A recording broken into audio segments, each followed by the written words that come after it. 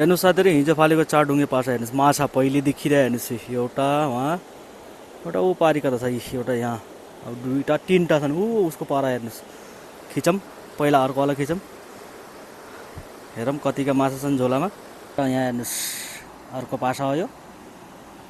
यसलाई खिचौँ पहिला यसमा कतिको प्रगति छ है तल पासा खिच्न लागेको हेर्नुहोस् अलि 5-6 वटा पासा छन् यहाँ 5-6 वटाकै भिडियो बनाऊँ है अलिकति लामो हुन्छ साथीहरू हेर्दै राख्नु होला कतिको प्रगति हुन्छ है गाह्रो छ टुप्पी ठाडो छ किनकि जाडो छ साथीहरू हेर्नुहोस् माछा भनेको है नि हेर्नुहोस् आउँदैछन् पारी बन्छ हेर्नुहोस्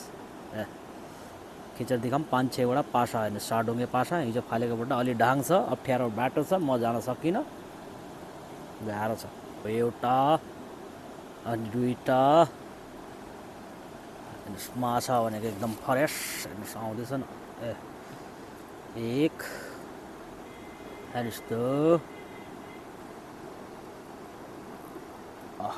एउटा अरू आउँदैछ हेर्नुहोस् 3 अर्को पासा बिछन् साथीहरू एउटा यहाँ टङ्गे छ एउटा पारी टङ्गे छ है हेरौँ खिचेर देखाउँला हेर्नुहोस् माछा भनेको यस्ता अब अर्को पासा खिचौँ हेर्नुहोस् अप्ठ्यारो छ बाटो जान्छ नि मेरो सातो के गर्ने सातो बिहा पनि जानु पर्यो हेर्नुहोस् गाह्रो छ यो पासा खिच्नेको लागि अब बनाइ राख्नु होला अगाडिसम्म एउटा माछा लागेको थियो फरन्टमा त्यसलाई खिचौँ है एउटा त पहिले देखिया छ हेर्नुहोस् ओह लिलफुल लिलफुल लिलफुल लिलफुल अप्ठ्यारो छ बाटो जान्छ नि मेरो सातो के गर्ने जानु पर्यो गाह्रो छ टुप्पी ठाडो छ किनकि जाडो छ साथीहरू हेर भाइ बिचमा कापमा गयो गाह्रो छ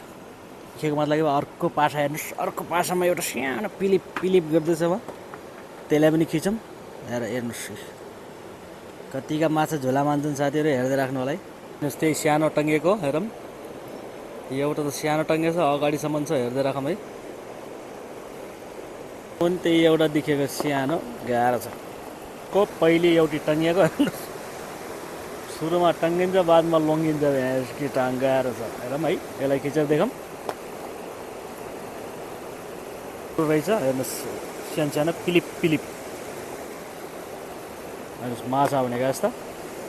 एउटा अरू आउँदैछ सानो सानो हेर्नुहोस् त्यतिका गाह्रो हो अर्को पासा देखाऊँ खोला भनेको यस्ता साथीहरू हेर्नुहोस् यसले अलिकता ओहो दुईटा 22 कि टाङ हेर्नुहोस् अप्ठ्यारो छ बाटो दाउला नि बड्डाको सात हो यसकी टाङ चिप्ल्यो भने बड्डा चराम चुरुम हो यसकी टाङ गाह्रो छ हो साथीहरू आजको ब्लग खतम अब रिल बनाऊँ गाह्रो छ टाटा बाई बाई